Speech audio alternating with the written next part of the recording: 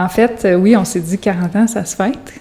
Fait qu'on a décidé d'organiser des activités avec la population, notamment nos portes ouvertes. Fait que ça, c'était le plus grand événement dans le cadre du 40e. Et ça se passe justement en ce moment, donc 27 et 28 octobre. Nos 2 édifices patrimoniaux sont ouverts à la population. Fait qu'on invite les gens à venir faire leur tour, à découvrir finalement ces magnifiques bâtisses porteurs de grandes histoires à la Chute. Donc, on a la chance, nous, en tant qu'équipe, là, de pouvoir travailler dans des magnifiques bureaux. Donc, c'est notre rôle aussi de pouvoir partager ça avec la population. Il va y avoir soit des visites libres ou des visites commentées avec l'historien Robert Simard. Donc, ça, c'est une des parties. Et dans 2 semaines environ, on organise un 5 à 7 avec l'ensemble des maires qui ont déjà siégé à la MRC depuis 1983. Donc, même, en fait, le premier préfet de la MRC, M. Guy Vaillancourt, il est encore vivant aujourd'hui et il va être présent à ce 5 à 7-là au mois de novembre.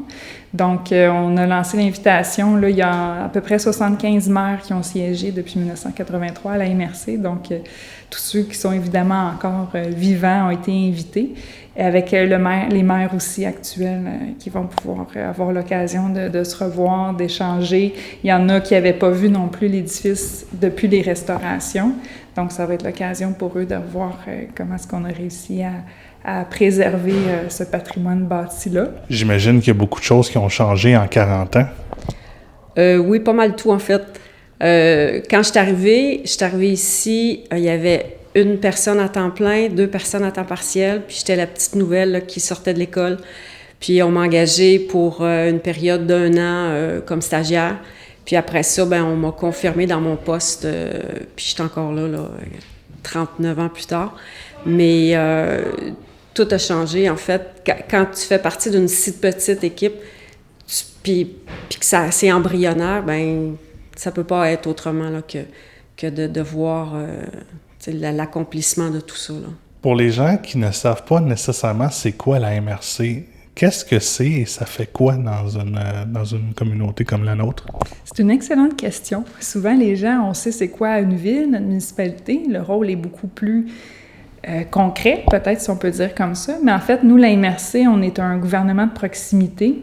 Donc, on est le palier régional par rapport à, justement, le gouvernement du Québec. Donc, il y a environ près de 90 MRC au Québec. Donc, la MRC d'Argenteuil en est une. On regroupe 9 municipalités locales.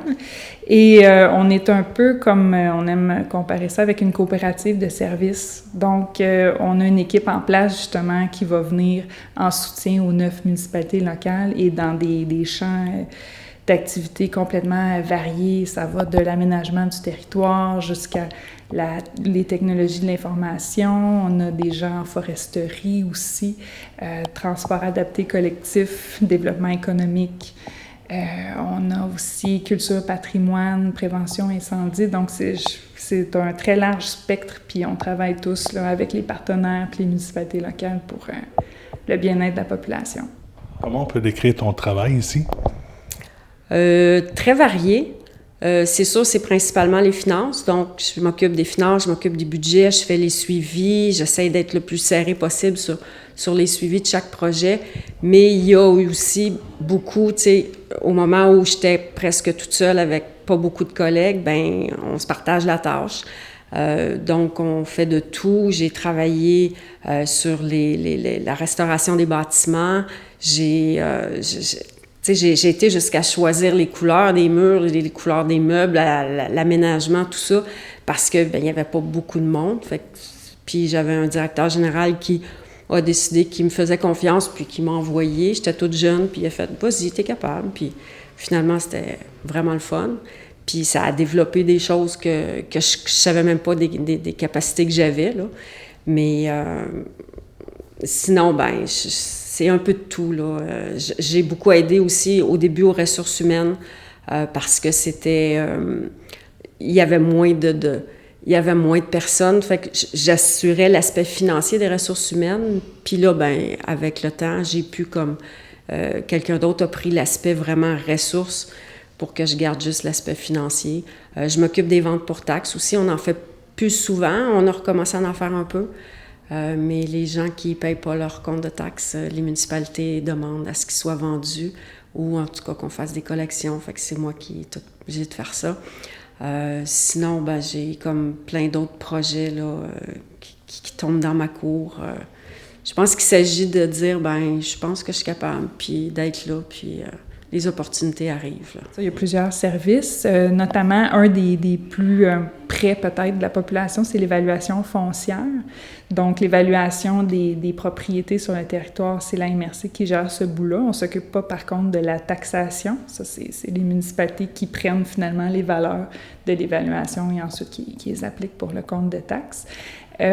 Ensuite de ça, un autre service qui est très citoyen, c'est le transport adapté collectif. Donc, les gens qui veulent utiliser le transport en commun ou le transport adapté peuvent venir finalement profiter des services ici qui sont offerts. On organise aussi certains événements.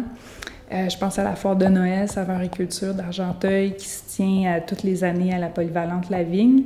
Il y a les mini-jeux d'Argenteuil aussi, donc ça c'est au niveau promotion des saines habitudes de vie. Donc les enfants de 6 à 12 ans connaissent bien l'événement.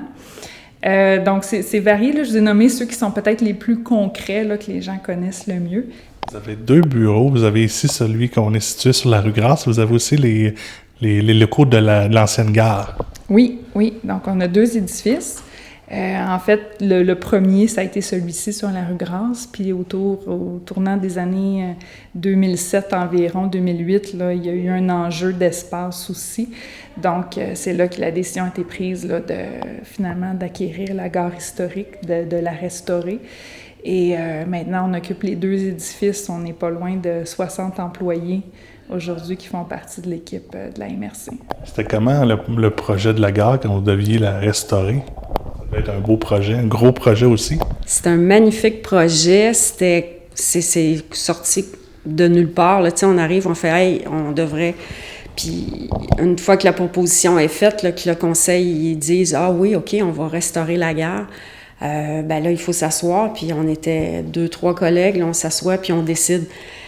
On fait-tu ça, ce côté-là? On met-tu ça, ce côté-là? On rencontre les architectes, on rencontre les ingénieurs, on aide à la rédaction des plans, puis après ça, tu te présentes sur le chantier, puis tu mets ton casque de construction, tes bottes, puis tu vas voir, tu fais ça, on voulait ça de cette manière-là, puis c'est vraiment là super le fun, puis j'ai développé plein de connaissances et de capacités, puis c'est une satisfaction après de dire, là, j'ai participé étroitement à ça, puis, je connais chaque fin détail de la gare, pourquoi ça, c'est comme ça, pourquoi ça, c'est là. Puis j'ai fait la même chose aussi pour la bâtisse de la MRC quand on a fait les travaux en 99, quand on a fait les travaux extérieurs après ça. Il y a tout plein de petits secrets que des fois, je partage avec mes collègues, puis ils font « Ah oui! » Mais c'est l'expérience de tous les projets qui est bien le fun. Et en 40 ans, qu'est-ce que tu es le plus fier ici? En fait, je dirais tout ce qui est pas supposé être ma tâche. Tout, comme les bâtiments, ça me rend très fière. La comptabilité, ça reste... Bon, j'ai été formée pour ça, puis la gestion, j'aime ça, mais tout ce